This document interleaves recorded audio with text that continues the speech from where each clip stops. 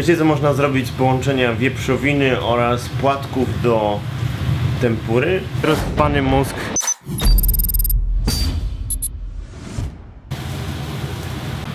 Jest mąka, płatki do... znaczy to są do tego, do katsu.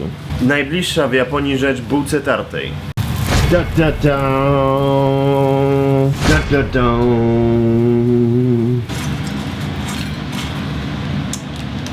Śmioki, śmioki. Na szczęście w Japonii da się kupić sauerkraut. Gdzie tam te chińskie sushi będziemy jeść? Jak kotleta schabowego można zrobić. To taki mas.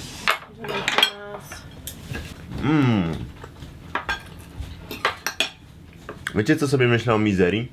Mnie się to w pale nie mieści, że mizeria jest nieznana w wielu częściach świata. Przecież mizeria jest tak pyszna. To się wydaje takie, jak ja byłem mały, to myślałem, że mizeria to jest, nie wiem, to jest taka domyślna rzecz, jak chleb. Tymczasem nie. W Japonii nie znają. Głupcy. Z jogurtem robimy mizerię. No bo śmietany to nie ma. Ale polecamy Polecam mizerię. z jogurtem. Z jogurtem. A teraz przechodzimy do dalszej części programu.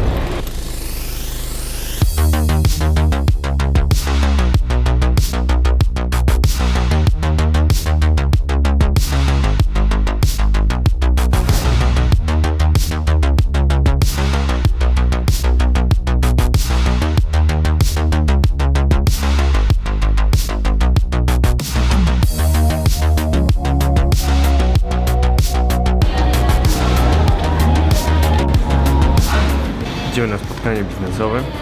Mam nadzieję, że uda się z tym uporać w miarę szybko, bo muszę wracać do studia, montować. Zapytaj beczkę. Zapytaj beczkę. Zapytaj beczkę. Zapytaj beczkę.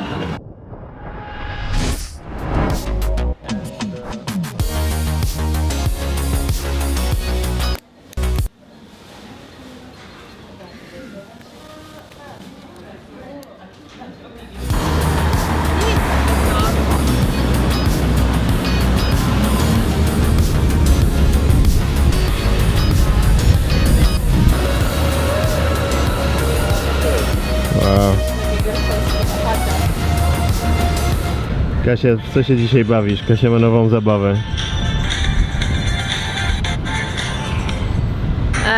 Śledźcie mnie na Snapchacie i się dowiecie. Kasiasia.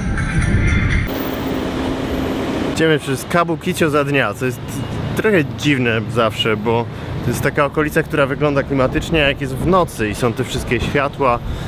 A za dnia tak śmierdzi tu sikami z wczorajszego dnia, a nie ma za bardzo nic fajnego, tylko smród sików.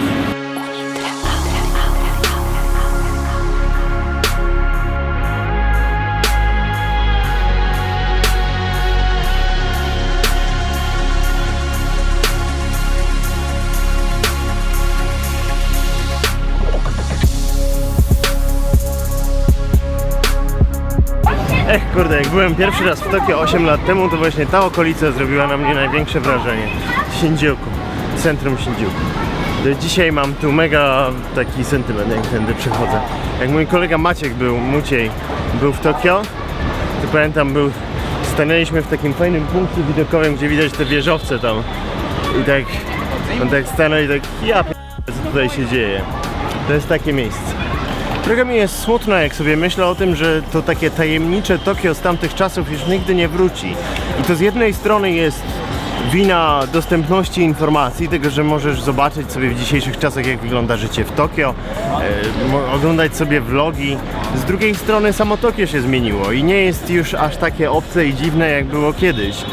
Ja jestem gdzieś na przecięciu tych dwóch procesów, bo z jednej strony nauczyłem się być w Tokio, z drugiej strony też przyczyniam się do tego, że wiadomości o codziennym życiu w Japonii są bardziej dostępne moim widzom. Generalnie składa się to na taki obraz, który trochę mnie smuci, jak o tym myślę, że ludzie przyjeżdżający do Tokio nie mają tak rozpanego mózgu, jak miało się rozpany mózg właśnie takie 8 lat temu tutaj.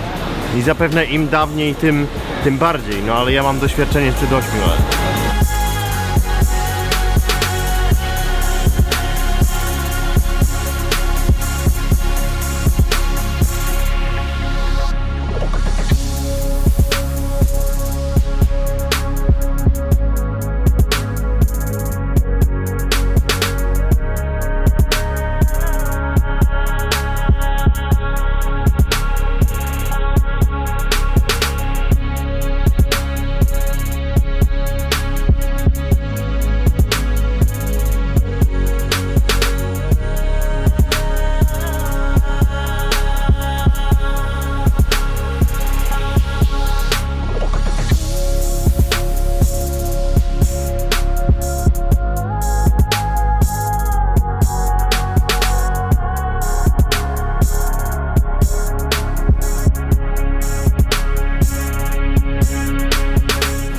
Spotkanie poszło całkiem spoko. Próbujemy nawiązać teraz współpracę z różnymi agencjami, tak żeby więcej firm próbowało sprzedawać nasze filmy i nasze produkcje klientom. Żeby w ten sposób zwiększyć trochę wolumen tego, co produkujemy tutaj w Japonii.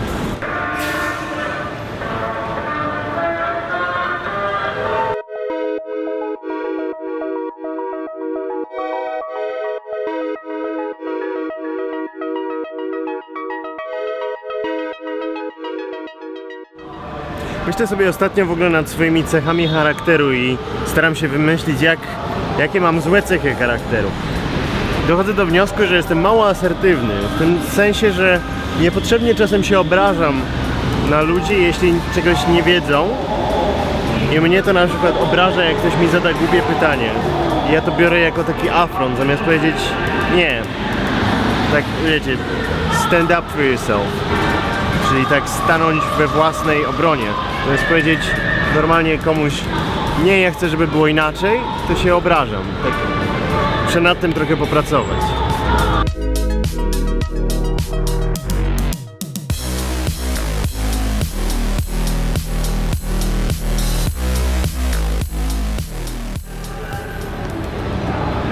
Nie wiem, co tutaj się dzieje w ogóle, ale ktoś odpalił strasznie głośno taką muzykę.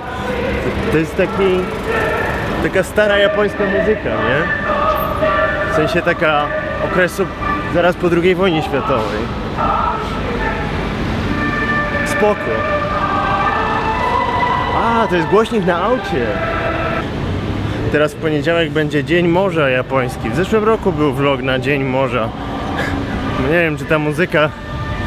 To mogą być jakieś japońskie pieśni patriotyczne, znając życie. Nie wiem, czy ta muzyka ma coś wspólnego z Dniem Morza albo z morzem. Ale spoko klimat.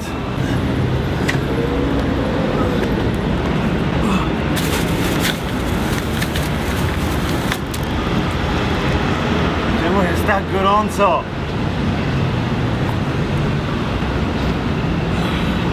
Czy to jest normalne w takim upale żyć i funkcjonować? Czy to jest normalne? Ja się pytam, czy to jest normalne? W sensie długie spodnie mam niepotrzebnie, zdejmę se. Gimnazjum, kiedy to koledzy się ze mnie naśmiewali? Bo tak naprawdę droga chrześcijańska jest o wiele trudniejsza. Nawet malutkie brzeszki oddane.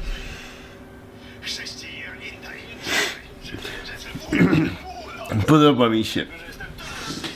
Beczka zmontowana. 2 godziny renderu. Czy konieczne jest robienie Zapytaj Beczkę w 4K? Nie. Po co to robię? Nie wiem. To jest chyba kolejny meta żart w Zapytaj Beczkę, bo po chuj to robić w 4K. Jaka jest najgłupsza rzecz, jaką może zrobić człowiek? Zmontowałem sobie ostatnio studio na powrót, w sensie ogarnąłem wszystko, co tutaj potrzebuję i dzięki temu mam ochotę tutaj sobie być i nagrywać. I ostatnio spędziłem trochę czasu tutaj bawiąc się. Muszę sobie dać teraz czas, żeby pobyć sobie w studio i poeksperymentować z tymi komediowymi formatami, żeby nowe rzeczy powymyślać, bo to jest... Naprawdę czuję wenę i czuję taki, że kurczę, przydałby się taki fajny komediowy kanał. Może wytłumaczę trochę starszym widzom, że ja w sumie najpierw byłem rozpoznawalny przez ludzi jako koleś od gier wideo, dziennikarz. Potem byłem rozpoznawalny jako koleś od Zapytaj Beczkę, Śmieszek, autor tam właśnie Beczki, Krzysztofa Kanciarza i tak dalej. nieśmiało zacząłem robić filmy podróżnicze i tak na dobrą sprawę w zeszłym roku dopiero, no parę lat temu zrobiłem tę serię o Japonii, ale w zeszłym roku tak naprawdę taki szerszy rozgłos zyskało to, co robiłem w tym wydaniu bardziej na serio, więc ta taka warstwa komediowa to jest jakaś taka iteracja samego siebie dla mnie i wydaje mi się, że to jest tak jak są formy w Dragon Ballu na przykład, że masz formę ostateczną, to wydaje mi się, że moja forma ostateczna, którą gdzieś może odkryję w przyszłości, to jest połączenie tego komediowego mnie z tym moim poważnym vlogowym sobą.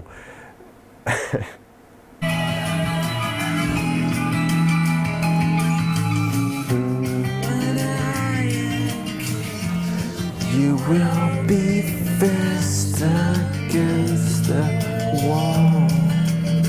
Powiem wam, jaka jest moja ulubiona płyta na świecie, w historii Krzysztofa. Jest to Radiohead OK Computer.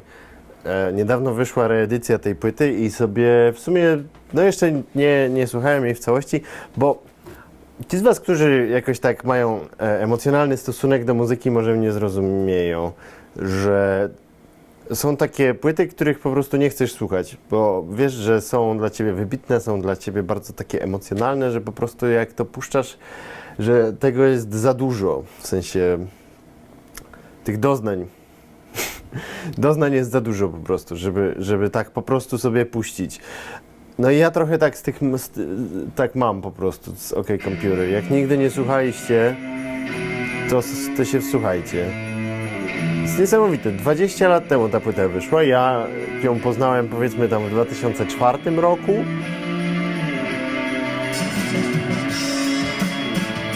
Coś pięknego, no. Wydawało się, że tak będzie brzmieć muzyka za 20 lat. I trochę brzmi, trochę brzmi. Zbyt wiele.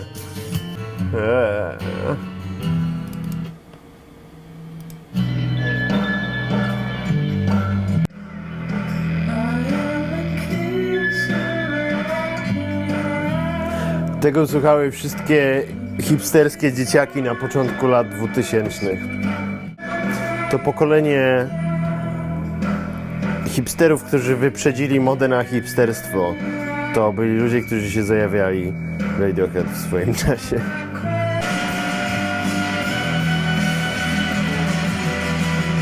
Jak tego słucham, to się wzruszam. Będę jak taki stary dziad, co się wzrusza, jak lecą schody do nieba.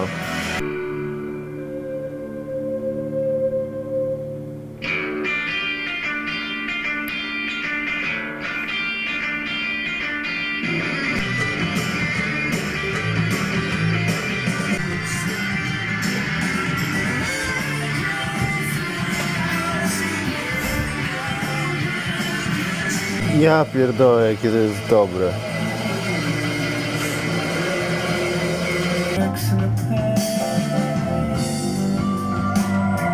Ta muzyka była taka cyberpunkowa w tamtym czasie, jak dla mnie. Nosiła znamiona internetu, technologii, cyberpunku.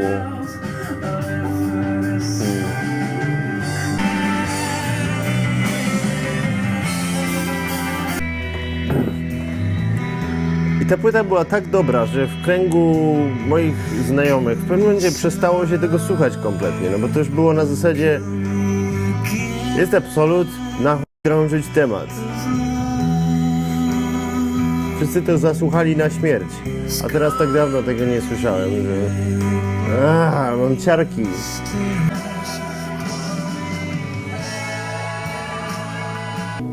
To była dla mnie muzyka czasu liceum. Granie na gitarach,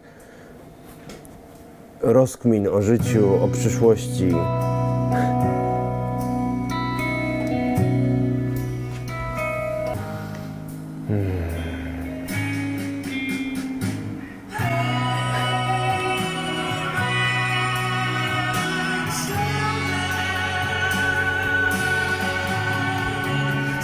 No, nawzruszałem się, polecam. Myślę, że moje łzy wzruszenia są najlepszą rekomendacją.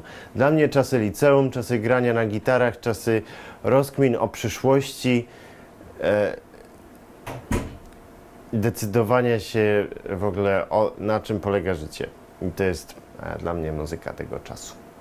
Ja generalnie rzadko mówię o muzyce, chyba nigdy nie mówiłem za dużo o muzyce we vlogu i możecie odnieść wrażenie, że jakoś ja jej nie lubię albo nie jest dla mnie ważna, bo fakt faktem, że w dzisiejszych czasach mało słucham i jeszcze mniej nowych rzeczy poznaję, bo po prostu zajmuję się innymi dziedzinami popkultury, natomiast bardzo miałem taki okres aktywnego interesowania się muzyką i wchłaniania wszelkich możliwych rzeczy. I cieszę się, że przez to przeszedłem, bo wydaje mi się, że nawet w mojej pracy znajomość muzyki od bardzo wielu różnych gatunków i stylistyk trochę jednak pomaga.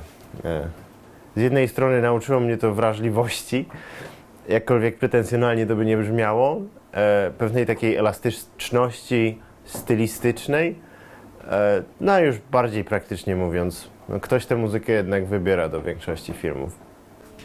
Teraz wstań, powiedz, nie jestem sam. Siedzi baba na przypiecku, mówi pacierz po niemiecku. Nagle prach! Baba w piach. No, nagrali my.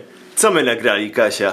Mądrość tłumów o grobach, O pogrzebach. grzebach.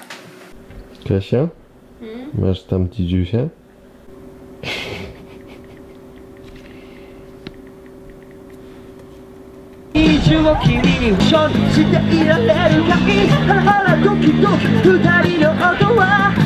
Czas na bieganko. Udio, jajo, co oni tam nadają? Dzisiaj taki był szybki bieg. Będzie szybka kolacyjka. Jeszcze resztka zimioków po schabowym, a tutaj robi się pyszny węgorzyk.